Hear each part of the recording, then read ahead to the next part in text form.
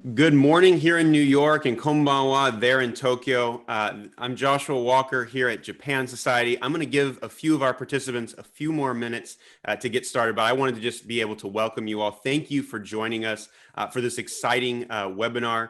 I wanted to just take this opportunity to just let you know that you're going to be part of a really exciting conversation this morning. We've now got over 100 people joining. I'm just waiting for a few more minutes. I wanted to make sure you're in the right place.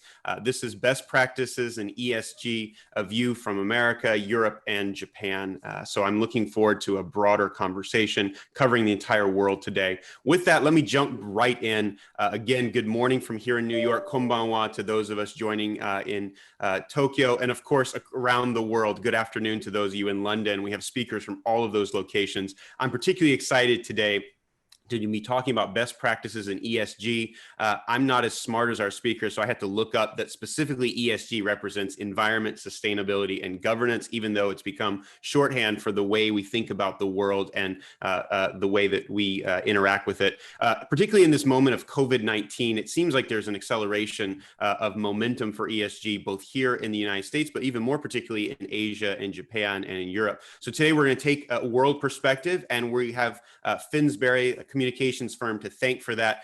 Let me turn this over to our real host and moderator for today, Ms. Minako Hattori, who's joining us from Tokyo as the managing director of Finsbury Japan. So without further ado, Minako-san, let me turn the floor over to you and thank you for such an interesting conversation today with the world-class speakers you've lined up. Dozo. Thank you, Joshua, for your kind introduction. We would also like to thank the Japan Society for providing Finsbury the opportunity to discuss the important topic of ESG today. Good morning and good evening to all of you joining us today. I am Minako Hattori, a partner in Finsbury's Tokyo office. For those of you who are not familiar with Finsbury, we are a strategic communications consultancy. We advise companies and institutions on communications and PR strategies to manage issues that impact their business. ESG has become a corporate buzzword, and the current pandemic has accelerated momentum for ESG globally.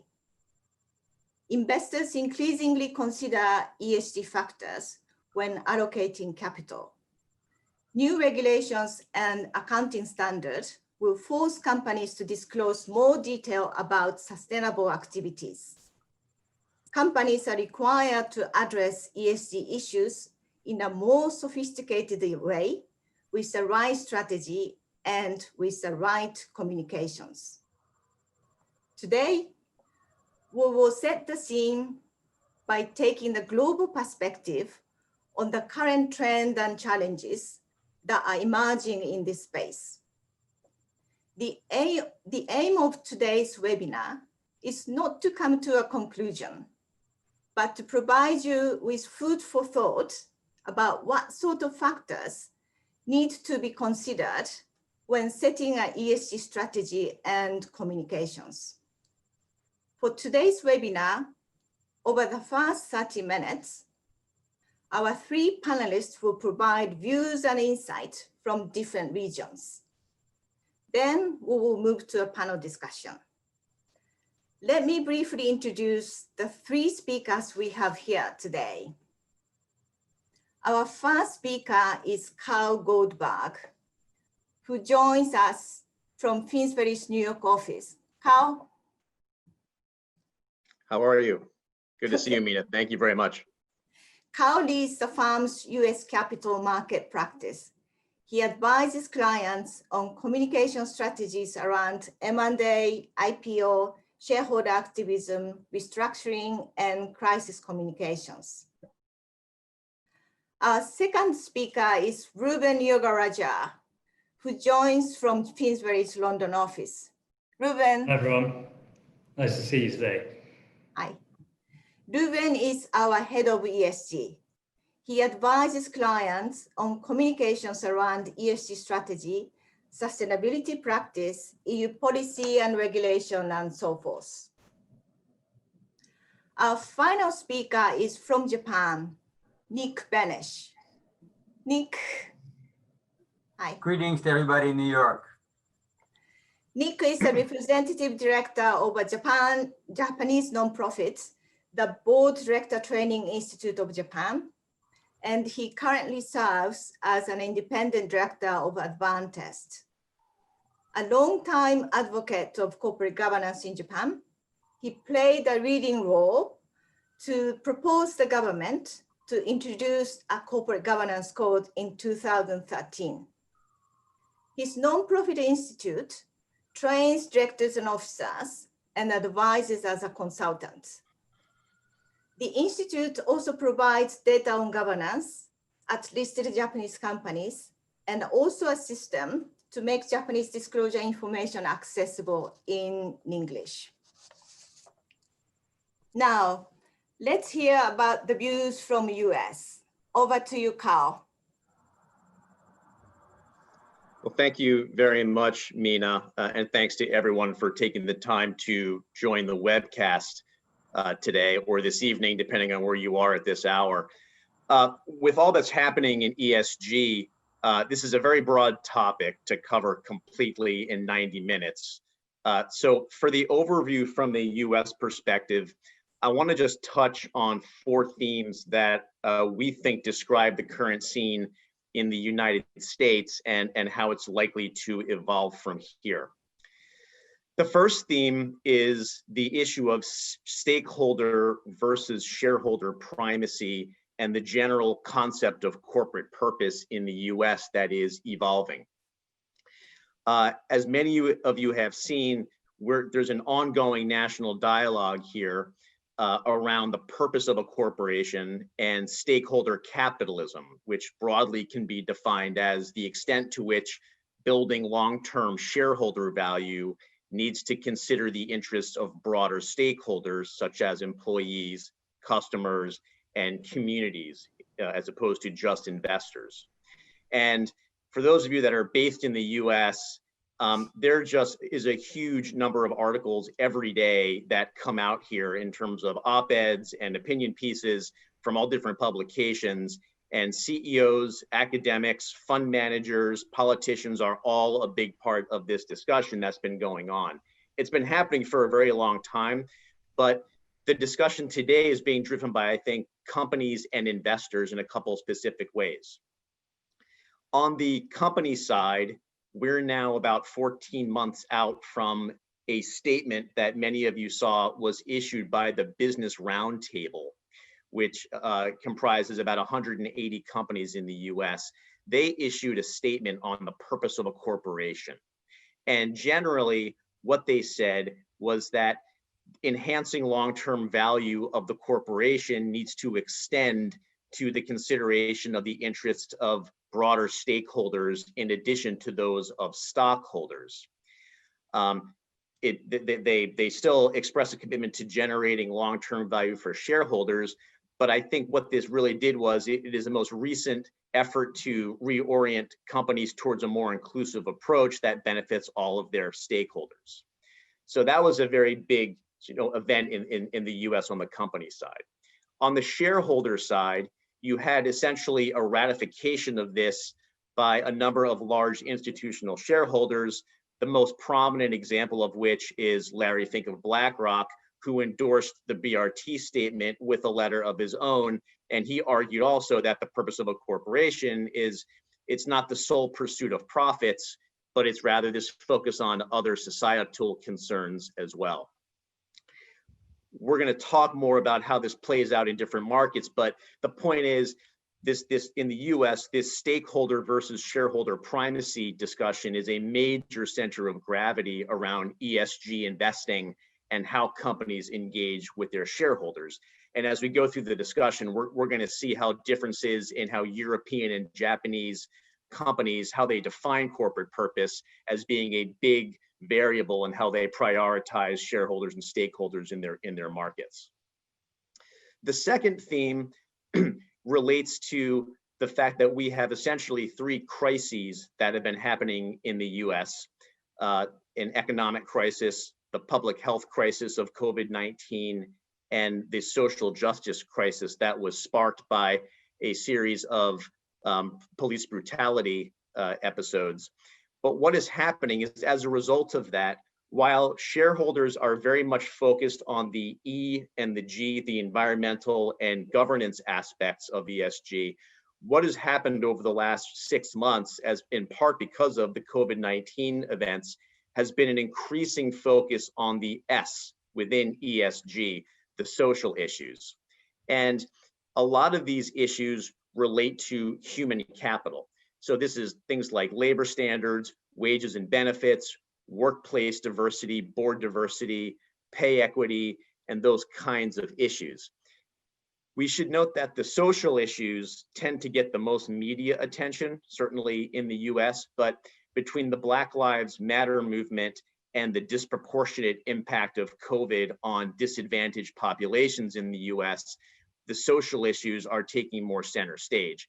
And it's gotten to the point where there's an evolving definition of sustainability, that it's not just about the environment, but it's how you address social issues and whether and how your company can withstand the impact of the social upheaval on the business that's coming from all that's going on here in the US.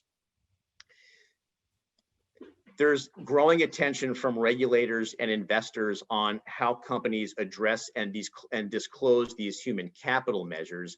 And we think we're going to see more of this in the way of shareholder proposals in the upcoming proxy season. The New York City comptroller is now pushing companies to publish data on workforce diversity. We saw the state of California pass a bill that requires companies in California to have underrepresented communities on their boards. BlackRock in June of this year indicated that they plan to assess companies' responses to the COVID-19 pandemic and issues of racial inequality. And notably, over the last 3 years, if you look at 2017, 2018, and 2020, over those 3 years, the percentage of Fortune 100 companies that are voluntarily highlighting human capital initiatives increased from 32% to 77%. And in that same period, the percentage of the Fortune 100 that has assigned board or committee oversight to human capital has jumped from 28 to 69%. So we think it's a significant issue that's going to continue to get a lot of traction as we approach proxy season. The third theme is really just the continued growth in assets under management within ESG focused funds. If you look at the Morningstar data, at the end of the second quarter of 2020, there were 534 index funds focused on sustainability. They oversee a combined 250 billion in the US. And in terms of assets in sustainable index funds, that amount has quadrupled in the last 3 years and now represents about 20% of the total assets. So because of the growth in ESG investing styles and this concept that focusing on stakeholders can drive long-term returns, US companies are seeing this opportunity to enhance their share prices by being more proactive on ESG. And the fourth and final theme relates to what we might broadly describe as ESG reporting standards and ratings. We have this push for enhanced ESG disclosures and reporting, especially to more sophisticated audiences such as institutional investors and governments. But there are two challenges. First of all, there's this lack of a uniform standard for ESG reporting and disclosure. And in the absence of an international consensus around this, what you have are a general number of frameworks to guide how to report and how you inform investors on your ESG initiatives. So you have, these go on forever, but the Global Reporting Initiative, the Sustainability Accounting Standards Board, the UN Principles for Responsible Investment are just a couple of them. Separately, you have the Big Four accounting firms recently releasing new guidelines and metrics on how to disclose sustainability issues. And at the same time, you have a large number of independent ESG specialist firms and ratings agencies. That's MSCI, you have firms like Sustainalytics, you also have traditional credit ratings agencies such as Moody's and S&P's doing this. And what's happening is all of these different agencies have, to some extent, their own methodologies and they even can reach different conclusions. And so what this has all really led to is this diversity of reporting protocols and third-party rating standards on ESG has led basically to this emerging art and science around how do companies select the most appropriate ESG topics, and how do you communicate them to all the stakeholders, not just your shareholders and governments, but also employees and political audiences. And a lot of our work in this area is increasingly focusing on refining that process for companies. So that's a look at the US. Let me turn it over to Ruben to walk us through the scene in Europe. Ruben? Thanks, Cal. I think it's fair to say that in Europe, the market's really at a tipping point. ESG is becoming something that's the day job for businesses and for investors, and not just a niche in the market or something that sits in a specialist function. 2 or 3 years ago, the common view was that there was a trade-off between profitability and good ESG performance. But we're now at a stage where good ESG performance is seen as a tool for unlocking profitability, as Cal noted with the discussion around purpose. In part, this is because behaviors are changing. Most consumers now consider sustainability when picking brands, and around 80% in Europe say that their behavior is changing. Millennials are the largest cohort of the workforce, and that's really strengthening the links between good ESG performance, employee engagement, and productivity. And critically, governments are introducing new regulation that will reward more sustainable behavior. Around half have set a net zero target for 2050 or 2060, including the UK and the EU. And put the pieces together, and it means that investors are really aware of both the links between ESG and investment risk and the new commercial opportunities being created by sustainability. So around half of ESG investors are using data and valuation, regardless of whether they're managing a sustainable mandate or not. And around 15% are looking for positive impact. And we think those numbers are only going to rise over the next year as there's more regulation and the incentives continue to change. I guess one area of regulation that's really worth highlighting being sort of formulated in Europe is around the environment, where we think some of the new rules have really got the potential to influence capital markets globally. As you've probably heard, the EU has committed to get to net zero emissions by 2050, and in September announced plans to cut them by 50% this decade, much faster than previously planned.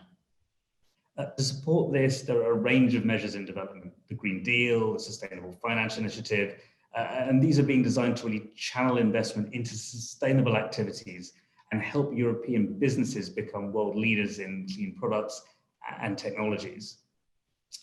In the near term, though, it may be moves to stop greenwashing that have the biggest effect on global capital markets.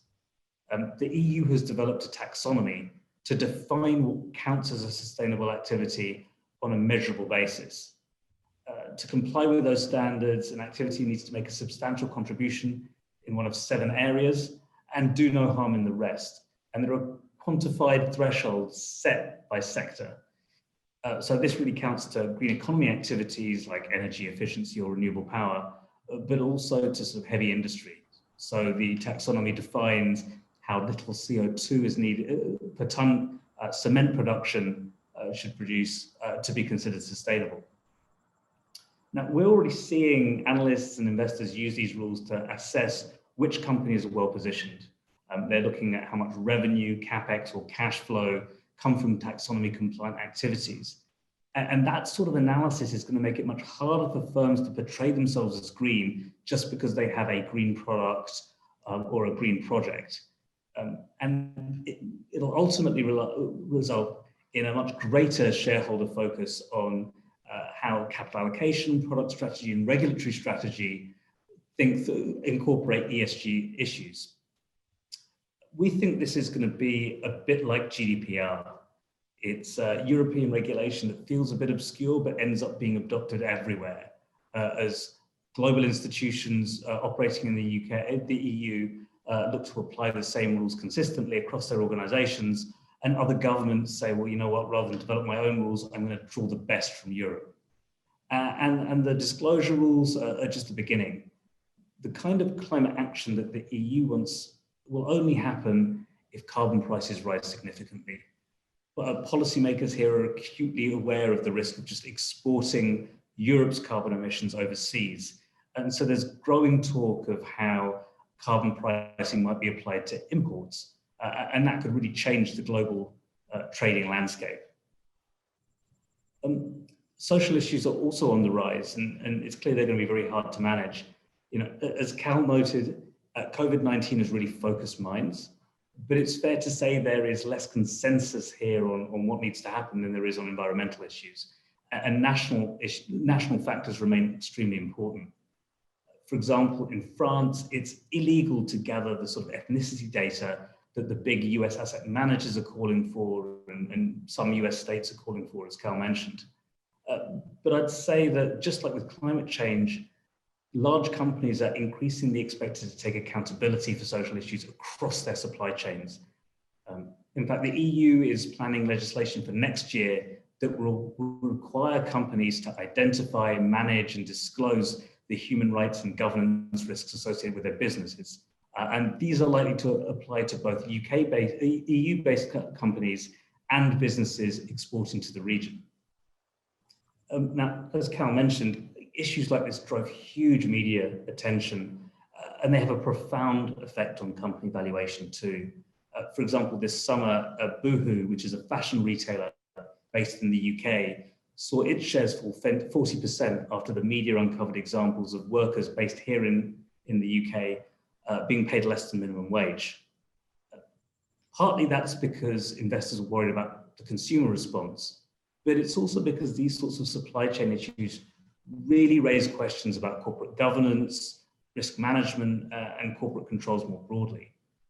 And it's clear that as pressure grows on these issues, showing that a company is doing the right thing is actually pretty hard. With social and governance issues, companies are being asked to report on areas where it's really hard to quantify performance. Reporting your carbon footprint is relatively easy compared to showing your business respects human rights. Companies that want to show they manage social issues well need the right formal disclosure, but they also need to demonstrate their values and build confidence in their decision making. And that in turn means showing that they're listening. And with investors, ESG, and credit rating agencies scanning the web for evidence of ESG problems, companies that don't communicate actively risk being discounted. The cost of being silent has gone up. The final point I'd like to make is that given this context, the demand on boards is only increasing. Around 70% of activist investor campaigns over the last decade focused on governance. And these were the campaigns that were typically most successful when you look at the whole ESG landscape. We think that more is expected of non-executive directors than ever before, and that pressure is only going to go up. So in the UK, boards are expected to have defined accountability for climate change under TCFD rules, but also provide oversight of culture, diversity, and their links with strategy. Just as in the US, they're looking at those human capital issues Cal mentioned. And all of this will raise questions about board composition and the kind of skill and experience profile of individual directors. We expect much more scrutiny of individual qualifications when it comes to sustainability, diversity, inclusion, and some of these other ESG issues. Addressing this will require companies to have very structured communications and engagement plans for their boards. Directors will need to be able to tell a holistic story that covers value creation for all stakeholders and show they're hearing from shareholders, employees, customers, and other stakeholders. Nick is one of the experts when it comes to boards in Japan. And so on that note, I will hand over to him to share what he's hearing over there. Nick. Well, thanks very much, Ruben. I'm going to go over the history of ESG in Japan and sort of how we got this far so fast, because I think there's some differences from other countries. Firstly, ESG got its greatest momentum in a top-down process that was not so much driven by investors, but rather by the government in order to catch up with other global markets and the demands of global investors. And secondly, once it got started, its acceptance has proceeded very quickly. So we had very slow growth in ESG as a topic, as a known topic until 2015 or so. And then there was this explosion of interest by both companies and investors. In 2009, when I formed the Board Director Training Institute, BDTI, almost no one understood what these three letters ESG stood for. So I put it in our director training course for that very reason, and we've explained it ever since. We had the concept of socially responsible investment, SRI, prior to that and starting in the 2000s or so, but it was not so mainstream.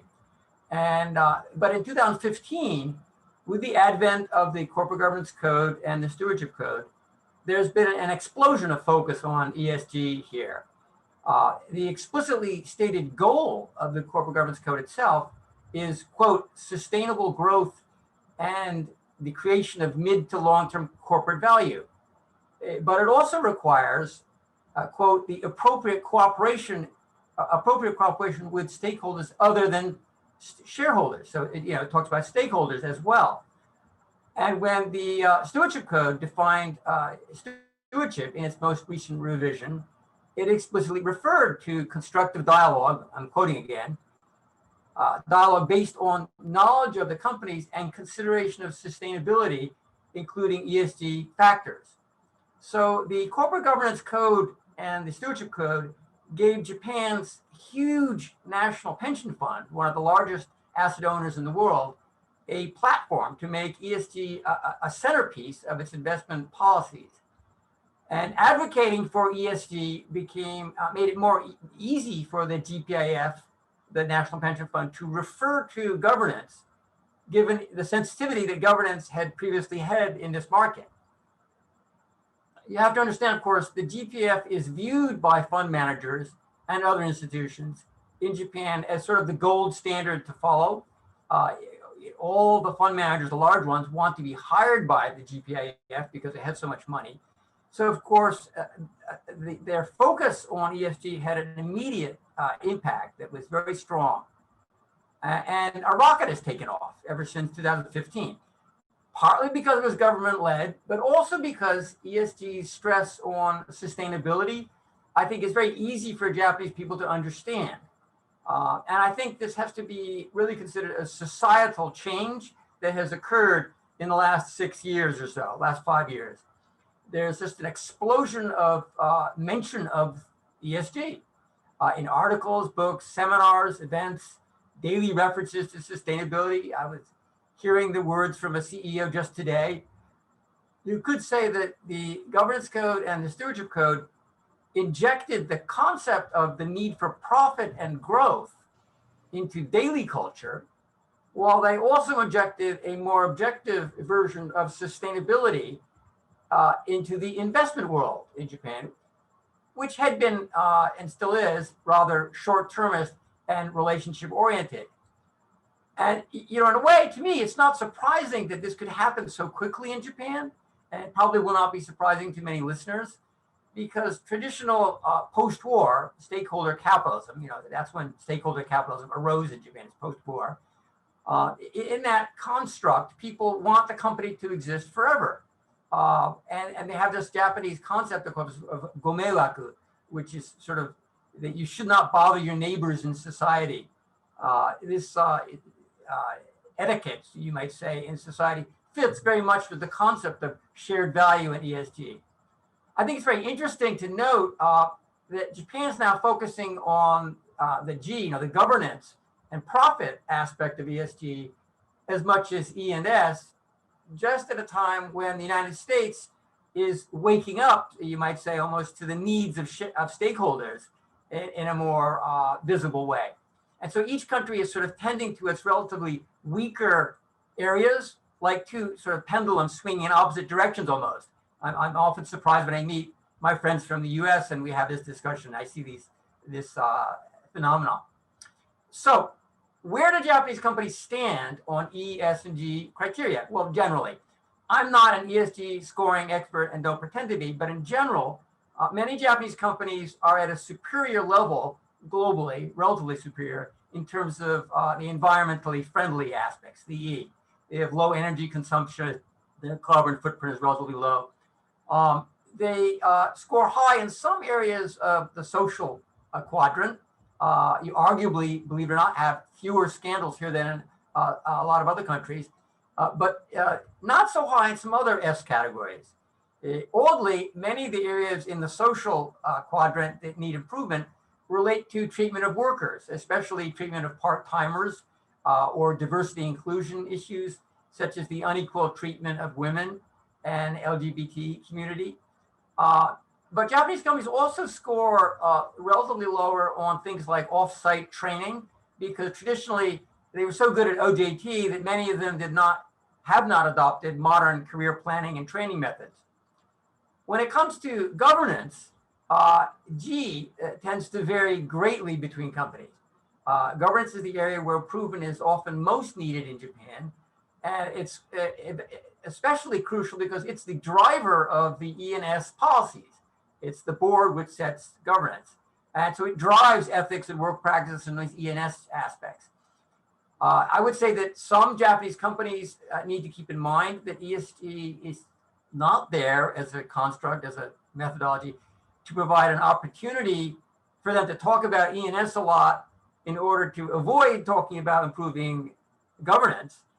On the other hand, governance has been changing extremely fast in Japan since 2015. I really would not have believed we could have come this far when I first proposed the governance code to the LDP.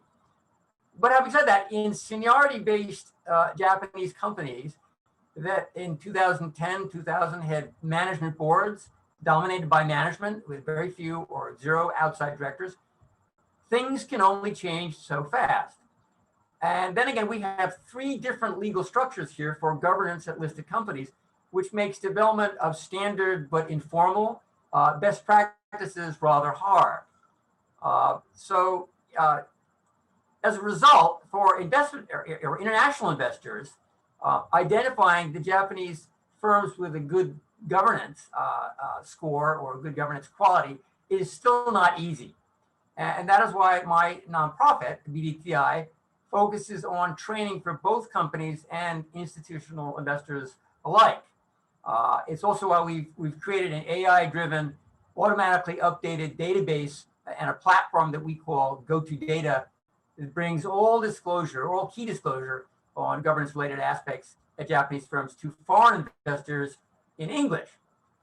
One thing I cannot stress too much, and I think others would agree, is that the future for all ESG disclosure is big data related.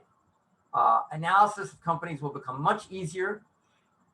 Investors will have much more machine analyzable disclosure and access, as was said earlier, to third-party information to confirm their conclusions, automatically collected from the internet and SNS and that sort of source. And as a result, Japanese companies and foreign companies alike will be much more scrutinized and analyzable in both Japan and abroad. And you know, worldwide, the core issues for companies going forward are not that different between countries.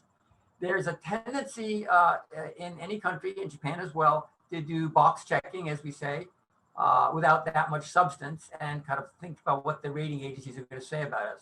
But the real questions are, you know, is the board involved in thinking about long-term risks, sustainability factors, and as win-win strategies or synergies in planning and adjusting the business model? Is the company's disclosure and explanations sincere and honest? Do they reflect the involvement of that board, and are they connected with the strategy in a virtuous cycle that generates shared value to society as well as the company? Is the company making efforts to standardize that disclosure, as was said earlier, and track E&S KPIs, focusing on the factors that investors most want to analyze, but also the ones that they believe are most important? So with that, I'll finish up, and over to you, Minako. Thank you.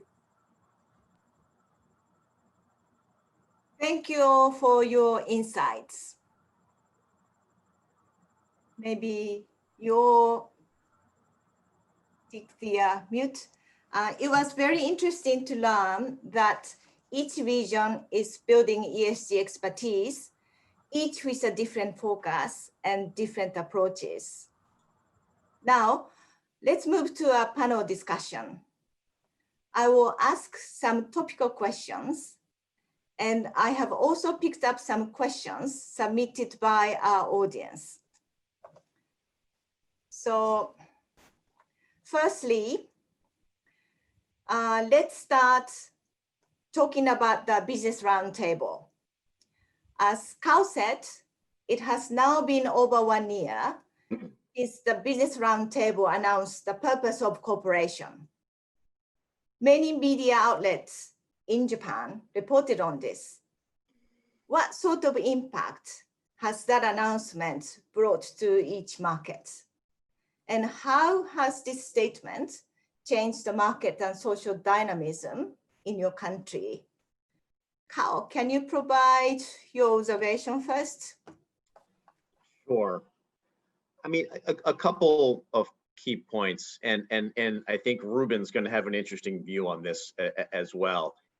It's important that the institutional investors have been really the market force in the US, because there's been skepticism around the BRT statement here. You know, a year before they made the statement, Elizabeth Warren, who was about to become a presidential candidate, she had proposed an accountable capitalism act where basically companies with over $1 billion in revenues would have to obtain a federal charter. It would mandate that 40% of the board would be comprised of employee representatives. And because of that, there was an element of a reaction in the US that the BRT was basically being sensitive to what could be changing political winds that were coming up on us in terms of, you know, what happened in 2018 and now the presidential election. I think you could look at this in a sense of, you know, stakeholder capitalism in the US being a discussion about, in some sense, governance norms that are somewhat more European, and whether they're playing out in the US and whether we think those are a good idea. And I think that's a way to think about the BRT statement around stakeholder capitalism, because a lot of the things wrapped up in this are quite European in terms of the corporate orientation, which we've seen. I think there's another impact to all of this, which is that, you know, in the US media, there's this emerging beat or group of reporters that are covering ESG. And we saw the same pattern play out around shareholder activism many years ago when that first started. And I think when you see, you know, media outlets kind of putting resources into these beats around people covering ESG, and just yesterday, the Journal put out their analysis of sustainability in terms of companies, there's just a lot more, you know, media resources going into this. And I think that's a lot of that has been driven in the last year by this discussion of, you know, stakeholder versus shareholder primacy. And so that's another impact of this, and it's going to continue. Okay, maybe Nick, do you have any comments here? Well, I guess I just comment briefly. I don't think the BRT statement had a specific major impact here, but it was certainly well reported on. I think it certainly was received as a sort of a confirmation that ESG is indeed a global trend, which of course people here already knew. But you know, if it's infecting or being inserted into the U.S. debate, then it's not just a trend in, you know, Europe and some other countries, but excluding the U.S. It's definitely global. I think it was received as a confirmation of that, and also a confirmation that the ESG trend will, if anything, intensify. Okay, Ruben, in Europe, we know it's a bit different. So how has the debate around shareholder capitalism evolved in Europe? I think the starting point kind of varies depending on where you are in Europe. I mean, I think the UK was much closer to the US in terms of adopting that shareholder primacy notion that came out of Chicago in the 70s, whereas you know, the EU probably maintained a bit more of a balanced view.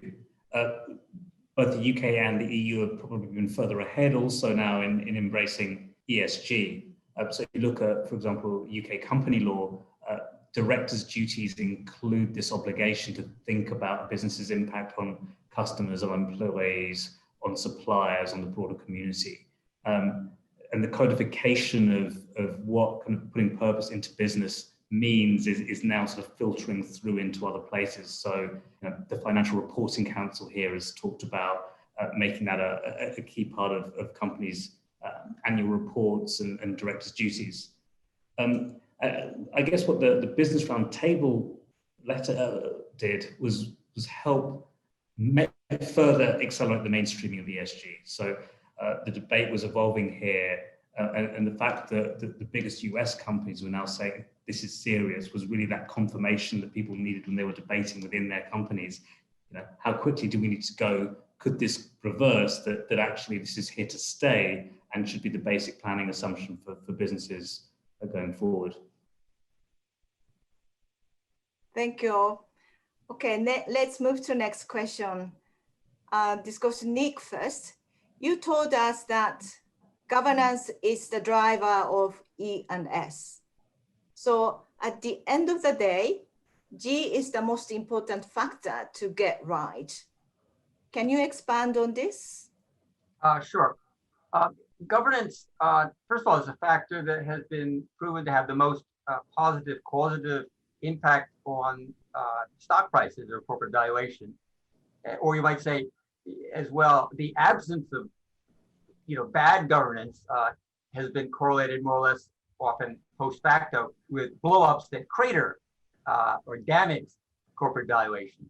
So at the same time, the company's long-term sustainability and growth and the policies that affect E&S are led by its board. The strategy is led by the board, not by the IR team.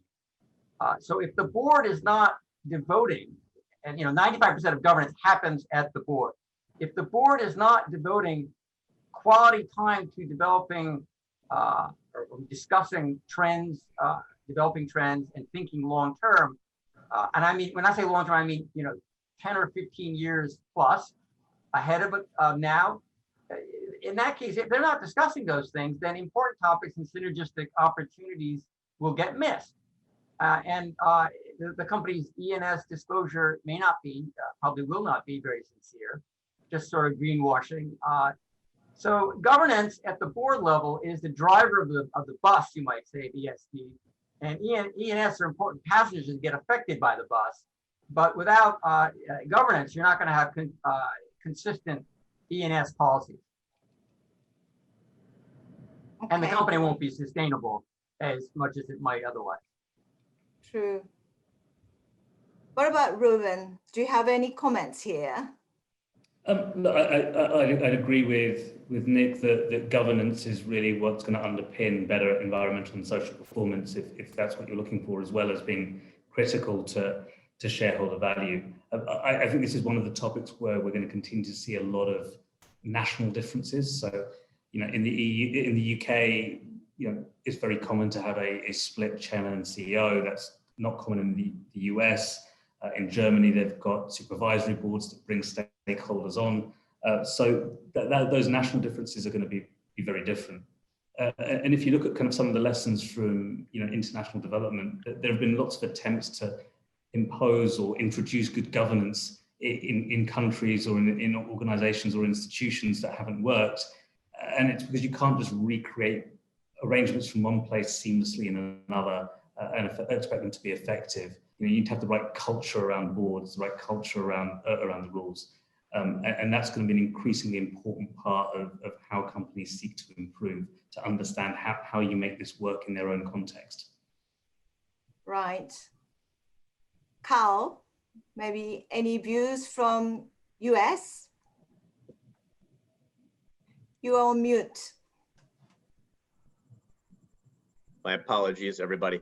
I would sort of go back and pick up on a point Nick made, which is that, when we talk to investors on behalf of companies, and you see this in literature and you see it playing out really in sort of all of the different, kind of ways in the travels of governance, it's, if you ask people between E, S, and G, of all the categories, and we've already established how many categories there are, if you just really press them on what is the one thing that relates most directly to share price appreciation, 201 people say it's the G, and specifically boardroom diversity. I mean, that is really, kind of the big topic. And one of the interesting illustrations of that, I think, in the US is when you've seen shareholder activist campaigns against companies that are resting on ESG issues. And really what you find is that it's a governance argument, and those are the goals. The E and S kind of become these accompanying wedge issues within the campaign. But it's, if you even look at it from that perspective, it's the G that matters. That's very interesting. Okay, now let's think about E elements, environment. The EU is often considered the most advanced regarding sustainability requirements. How far will the EU go from here? What are the likely implications for Japan and the US? And how many attention do we need to pay to the developments in Europe? Obviously, this goes to Ruben. Please. Thanks. I mean, I think the EU has this unbelievably ambitious set of environmental objectives. And accompanying that is, I guess, the nearest Europe's had to an industrial strategy in the world. They really want European businesses to be champions of environmental improvement. I think there are 2 or 3 different sort of mechanisms that are going to take what's happening in Europe globally. One, as I mentioned earlier, some of the rules that are being set around disclosure and standards, I think will get adopted globally because they are so specific. The kind of reporting frameworks that Cal mentioned earlier can tell a company what to say. These new EU rules will say, what does good look like? And that's a big change. The second is through trade. I think ESG, you can see in the UK, there's a live discussion about a trade deal with the US and what ESG compromises might need to happen. And I think the third is for companies that want to operate in the EU and sell to European companies, meeting those supply chain requirements are going to drive improved standards globally. So I think the EU is working as a standard setter, but it's also going to promote change more broadly. Thank you. Nick, can you provide views from Japan? Well, I agree with Ruben. As I said before, Japanese companies tend to want to be environmentally friendly. And by the way, it's also low cost if you can be more energy efficient. So that's a driver of profit. So this is a strong point here, and there's this, strong support in society and among companies for doing something about climate change as well. I think that's a great note, and it has a great impact on this discussion. And yes, I do think Japanese companies need to pay more attention to developments in the EU. I agree entirely with Ruben, but they have a lot of markets to follow as they globalize further. So they will look forward to receiving your advice, Ruben. Okay, let's hear from US, Cal. Well, I would just add, I think it was this week, PwC released a survey, and they found that 25% of CEOs strongly agreed that climate change initiatives could lead to the development of significant new product and services opportunities within their companies. So I think, insofar as Europe is ahead of us from the standpoint of standards and sort of sustainability more generally, I think what you're seeing in the US is this concept that executives and companies are really more cognizant that there's real profit opportunities from being, but from having more sustainable business practices.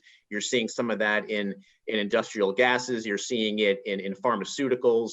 And so I just think in the US, it's really more around companies trying to show that the sustainability practices in and of themselves are creating business opportunities. Interesting point. Thank you, Carl. Okay, let's now look at the investor point of view now. Do you think that executive compensation and incentives will change over time as a result of ESG investments? Nick, can you have your comment first? Sure. I think there's a very sharp contradiction between paying executives large amounts with short or medium-term incentives, but at the same time claiming to stress sustainability and the very long term as an investor. So personally, I think that if compensation and incentive structures do not change and become much more longer term, for example, a restricted stock that vests over 6 or more years instead of 2, that kind of dimension, it'll be a sign that many investing institutions are, that are claiming to be, on the ESG drive and integrating ESG factors, that a lot of these institutions just lack the gumption to put their proxy votes where their marketing mouth is. So you will see a change, is my prediction. Okay, Carl, any views?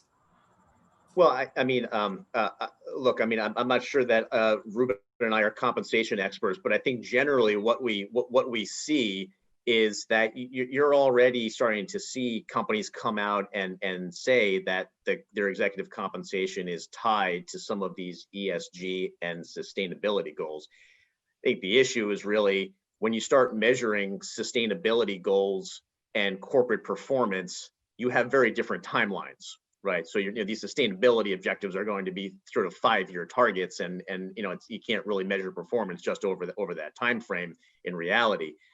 I do think one of the things that you're seeing in terms of sort of from an executive perspective is you're going to see CEOs trying to sort of make sure that, and companies will want CEOs' personal brands to be oriented around ESG in some capacity. And I think you're going to see CEO reputation in a lot of ways evolve into showing that they value and can hit these sustainability goals, and that they alone tie to shareholder value. So I think you're sort of seeing that in some of the media coverage around these rankings that you see, and I think you're going to continue to see companies be very aggressive about making sure that their CEOs are included in that discussion.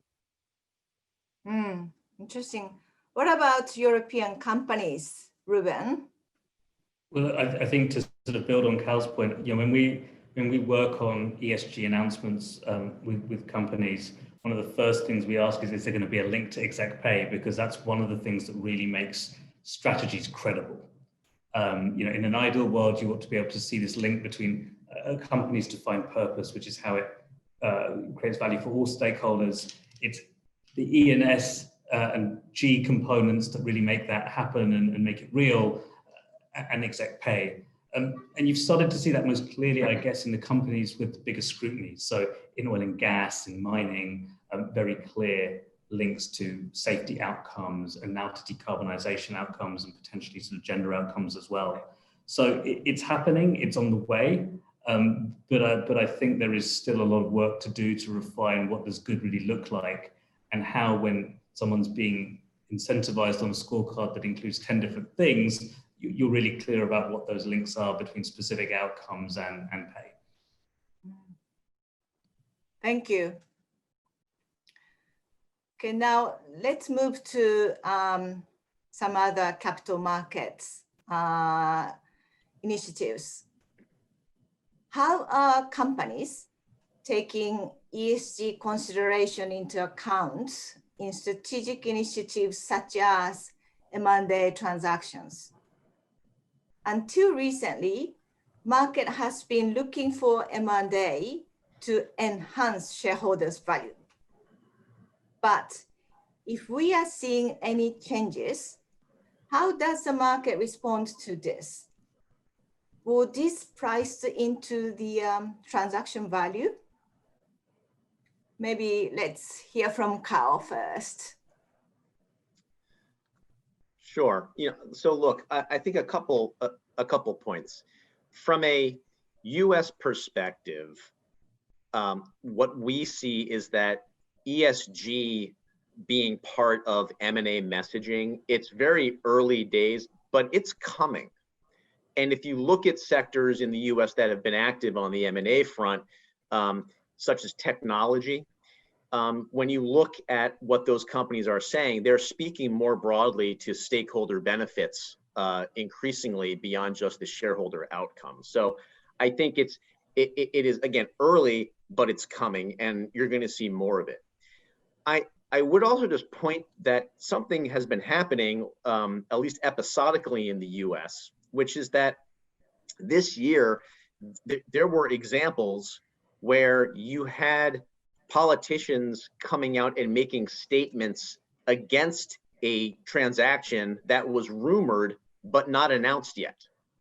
And that's not something that we really see much in the US. Ruben sees it all the time, and in our cross-border work, we see it quite a bit, but you don't see it in the US. And I think you can look at that almost as an early signal of the extent to which broader stakeholders are looking to basically have a point of view to management teams and to boards about deals ahead of time. I mean, it kind of adds a whole other element to the leak risk on M&A, which is now you have to deal with what are the possible ESG arguments and implications against a transaction. And so I think you're starting to see that in the US.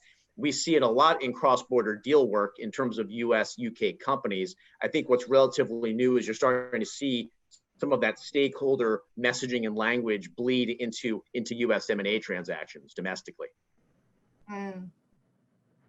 What about UK and Europe, Ruben? Thanks. I mean, I think as Carl said, this has been a feature of deal making here for some time. I mean, the UK was traditionally very open to overseas investment. Lots of sort of signature UK companies were bought by foreign acquirers. But we've really seen a change in emphasis over the last couple of years, really after Kraft bought Cadbury, and some of the undertakings that were made were not kept.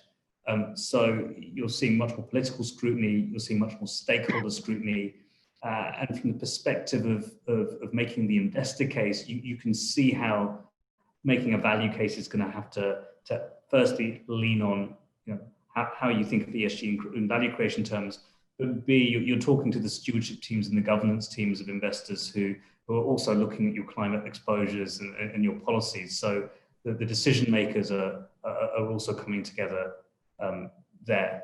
So we're just a bit further on the path that Cal outlined. Okay, thank you. Let's think about governance again a bit. What is the role of board in the context of ESG? How are companies structuring and organizing people to drive ESG initiatives? Can you go first, Nick? I don't want to repeat myself too much, but as I said, governance really is the driver of the bus. And it's 90%, 95% of governance. Shareholders have relatively few rights, the way that the whole structure works. So even if a company has all this glitzy disclosure about E&S and how they claim to be tracking certain criteria and these granular policies and targets, how can you be sure that that company is really committed to them and will continue them or add new KPIs that are actually more relevant? As important, the whole idea here is to focus most on the aspects of E&S that build shared value with society, the company and society both, and to pull away from activities that deprive the firm of sustainability long-term. So that requires that your E&S policies be a part of the strategy. And approving or changing long-term strategy is the fundamental role, or one of the fundamental roles of the board. So these two are inextricable. I suppose that answers your question. I hope it does. Thank you. Okay. Carl? Well, just to I'm sure you have interesting views around these initiatives. Yeah, in terms of the role of the board and companies, how companies are structuring these things. I mean, in practice, and I want to pick up on a couple points that Nick raised. One of the things Nick talked about was identifying E&S issues that are appropriate, basically. And in the US, that is very much a big part of the practice here in terms of, I think the buzzword that we use is materiality, basically, which is sort of the process of selecting ESG topics that relate most directly to the business and helping companies think through how those topics impact stakeholders over various periods of time. To do that, companies, and it's not just the boards, companies have to basically build, what we call ESG teams, where essentially there are these cross-functional groups within organizations. There's board involvement in some cases, but there's IR, there's legal, there's finance, there's marketing, there's product development.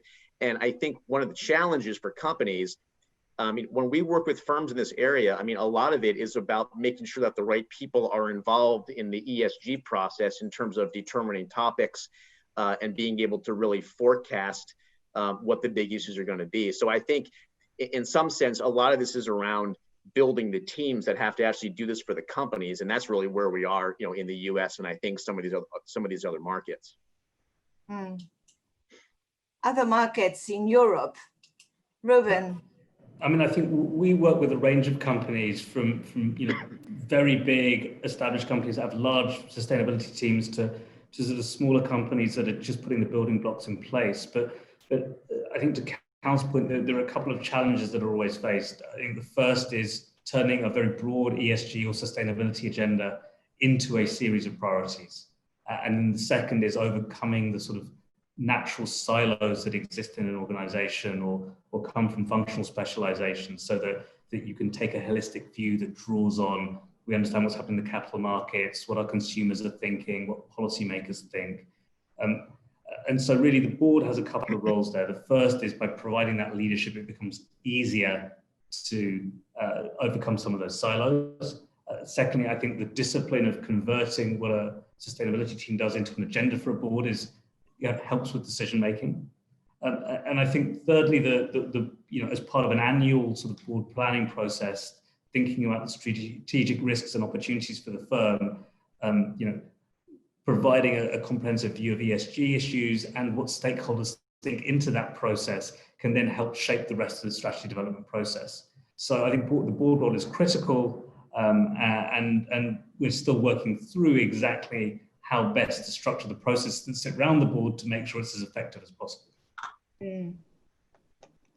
Thank you for very interesting insight. Okay, let's now talk about S, the social. The S in ESG is gaining prominence, particularly considering the current pandemic. But the focus seems to differ widely from region to region. What are the key issues and focus in each of your markets? I want to go through three of you. Start from Nick, please. Okay. Well, I was interested. Earlier when Cal was talking about human capital, I realized that a lot of issues that I see in Japan are similar in his market as well. I haven't been living in the U.S. for 35 or 34 years, so I need Cal to help me catch up a bit. But as major developed countries have evolved and have become non-manufacturing service industry based nations, economies, the premium, the value that global companies have to place on getting the very best talent has risen. every company, particularly global companies, is in a race to get attract, to keep the very best talent.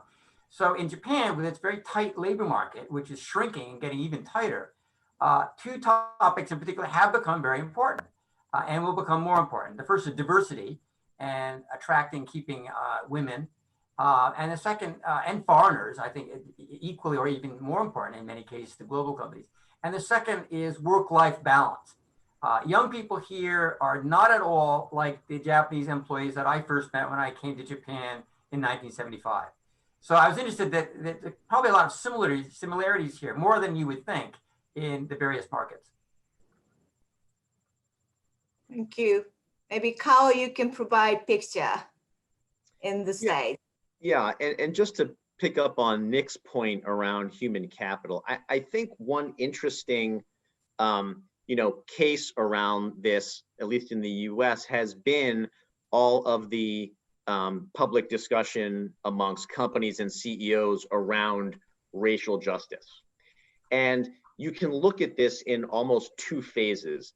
When the George Floyd incident happened and we first had the initial protest around Black Lives Matter, you basically had every CEO of a public company coming out with an initial statement that basically kind of laid out their point of view on the need for racial equality in the US. And that happened over a very short period of time. I mean, it was basically 24 to 48 hours, and it showed up in press releases, on social media, CEO blogs. I mean, that was a very quick burst of messaging. And a lot of that was things that Ruben and I worked on with companies.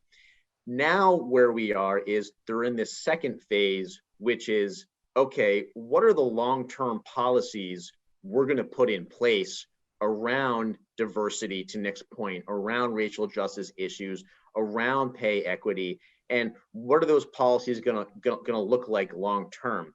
And the demand for that, we talked earlier about the fact that we could see more shareholder proposals in the upcoming proxy season around these S issues. A lot of those proposals are likely to really be pressing companies around those issues. So I think we're in a phase now where everybody's made their short-term commitment statement, and now we're seeing what the actual policy decisions are longer term on these social issues. And I think that's sort of the phase that we're in. More broadly. I see.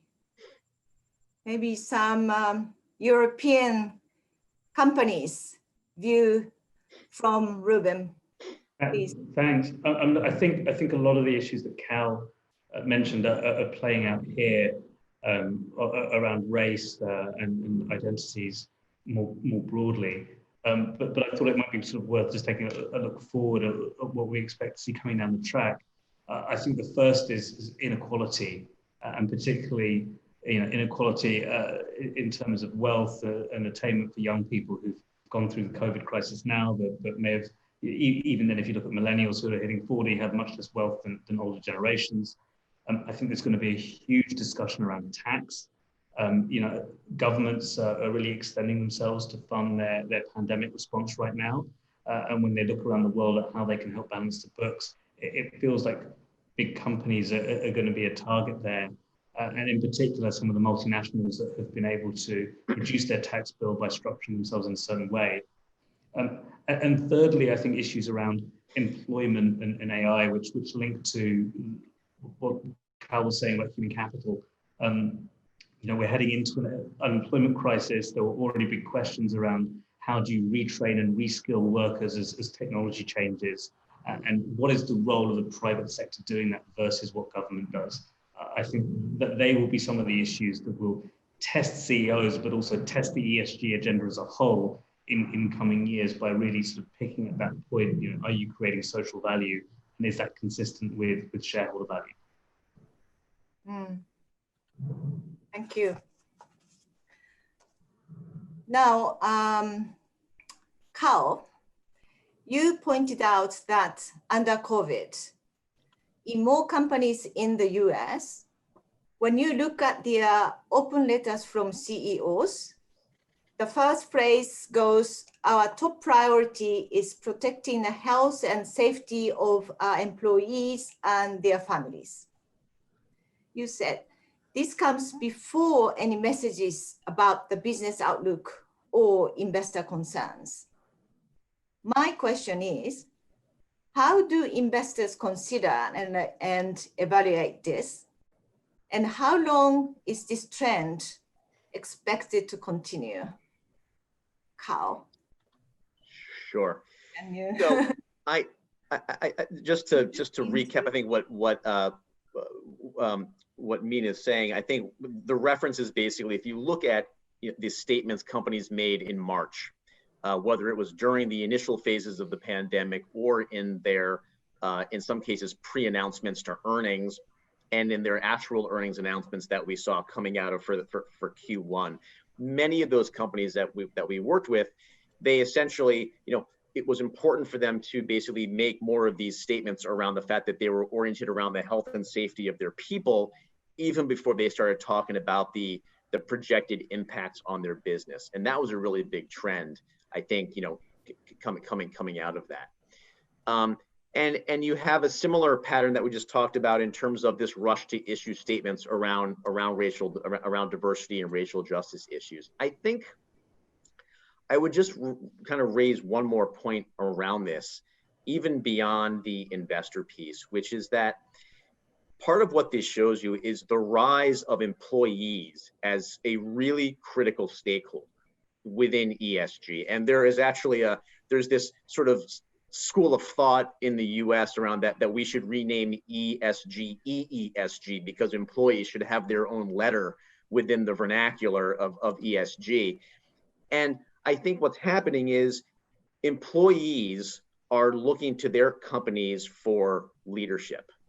And a lot of what you're seeing in these social issues is being driven by companies responding in a proper way to what employees are looking for, which is leadership on these issues. And so as you look at how companies are communicating more broadly around these ESG issues, and in particular the social aspects of it, you should be thinking of it from the perspective of what they're hearing from their employees and how that's playing out in their practices. So you have that on one end, and on the other end, you have BlackRock basically telling people, we're going to be judging you in part on how you're treating your people and your policies and how those are evolving over time. And I think that's what you see when you look at how companies are messaging more broadly around what's been going on the last 6 months. Okay, Nick and Ruben, maybe little comment. No, I agree with everything you just said. I shouldn't waste time by commenting further. Okay, Ruben, what about you? I'd just say, for if any of us, for those of us that worked in the natural resources sector, the idea that you start by saying safety is our number one priority has been around sort of for a very long time, because you can't keep your business going if people are getting hurt. I think investors are again, I think at the start of looking at how this how this will play out, and there's an extent to which investors are people too. BlackRock's having the same conversations within its business that the companies that they're invested in are having with their employees. So I think there is going to be this ongoing sort of very healthy debate between employee groups, their leadership teams, and actually for leaders and boards to learn from employees is probably a very healthy way of evolving this initiative. Certainly at Finsbury, when we work with clients, we say the best way of developing your ESG strategies to try and get the whole organization involved somehow, to consult and to engage. And I think that trend will only get better and will result in much stronger outcomes. Thank you. It's time flying. Thank you. Now it is time to close our session. Thank you again to the Japan Society for arranging this opportunity. And lastly, very quickly, please allow me to provide a brief update on company. From early next year, Finsbury will join with the two of our partner companies. One is Herring Schippner from Germany, and the other is the Glover Park Group, public affairs agency based in Washington, D.C. We will merge into one company to become Finsbury Glover Herring. This creates a consulting firm with over 700 experts in 18 major cities around the world. This will be headquartered in New York. We are sorry we could not answer all the questions you provided to us. If you pass your question to the Japan Society, we will be happy to answer these by email. Now, we reach the end of our session. Thank you all very much for joining us today.